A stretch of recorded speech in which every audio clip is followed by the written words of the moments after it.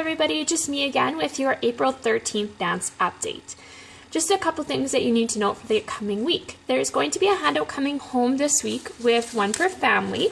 This highlights our finale dance. So we do a pretty big finale dance with our recital. So we like to incorporate a lot of dancers. We can't unfortunately include everybody. So the handout goes through which classes we'd like to include this year.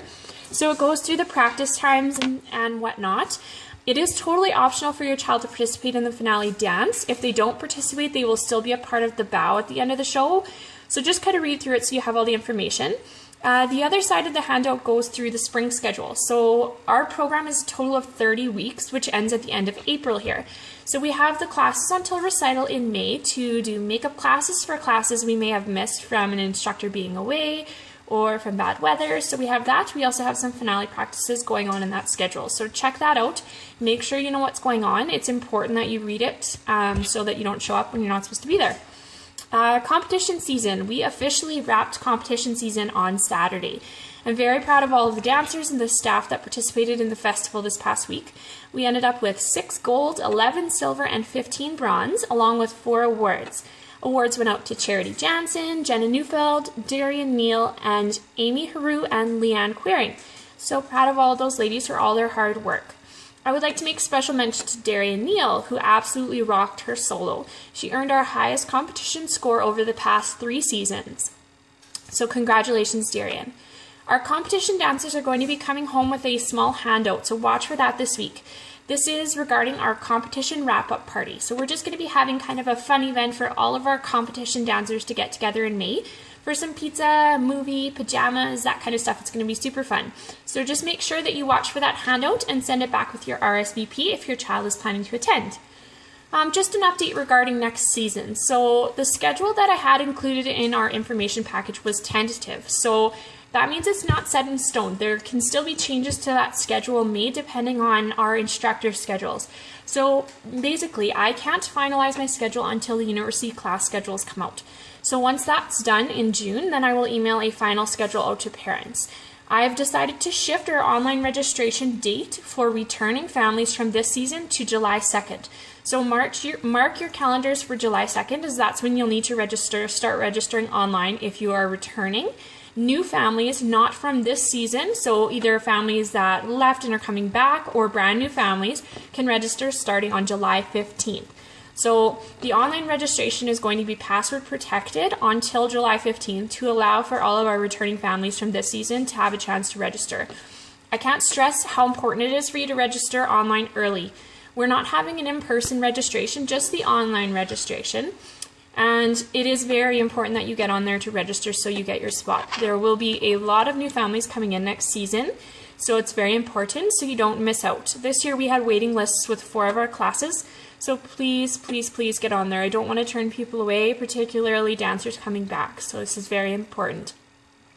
Solo duet trios. We'll also have a separate registration on there. This can be completed on the website as well. Those spots are limited, so please register early if you are interested in that program.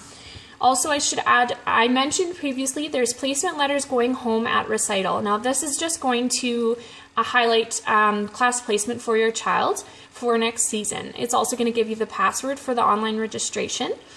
Just so you know, some of the class names have changed for next season. We've added in some classes which have shifted the names around. We've also added in a few classes to adjust for some placement with classes. So you'll need to read through all of the placement letter carefully to know exactly where your child needs to register for next year. Next week is Bring a Friend Week. So basically, I've gone over this a couple times, but dancers are welcome to bring a friend, not from Dancer's Edge, to their classes. So there was a waiver form that went home. It is very important. A friend will not be allowed to dance in a class without a waiver. Instructors will not allow them to participate unless they have that signed parent waiver with them. So just bring the waiver with the friend when they come next week. This is also an opportunity if there are dancers from Dancer's Edge that would like to try a new class. So if we have a ballet dancer that's interested in trying jazz dancer interested in trying hip-hop, etc., this is an opportunity for you to do this as well. I do ask that parents check with the instructor or myself to make sure that that is allowed in that particular class. For example, This will only be allowed in some of our smaller classes. We won't be able to allow Dancers Edge dancers to try some of our classes that already have 14 dancers, just because if each of those dancers bring in a friend, then we have other dancers, it could be a bit chaotic. So just make sure that you check with the studio prior to bringing your child to a different class, just so we know that they're going to be coming, and if we have space for them, we'll let you know. And again, no waivers are required if Dancers Edge dancers are trying other dances, because they already have a waiver signed on file. Lastly on here, actually second last, recital and dress rehearsal volunteers. So our year-end show is only successful with the help of my dance families. I will be putting up a sign-up sheet the week of April 27th, and this is going to highlight various spots where I need volunteers. I thank you in advance, as we always have tons of families who step up to the plate to help me out, and I'm very grateful for that. All of the volunteers receive a $10 Dancers Edge gift certificate, and this can be applied to your next year's dance fees. Also, just a reminder that Miss Megan's Monday night groups have a makeup class on Sunday, April 26th.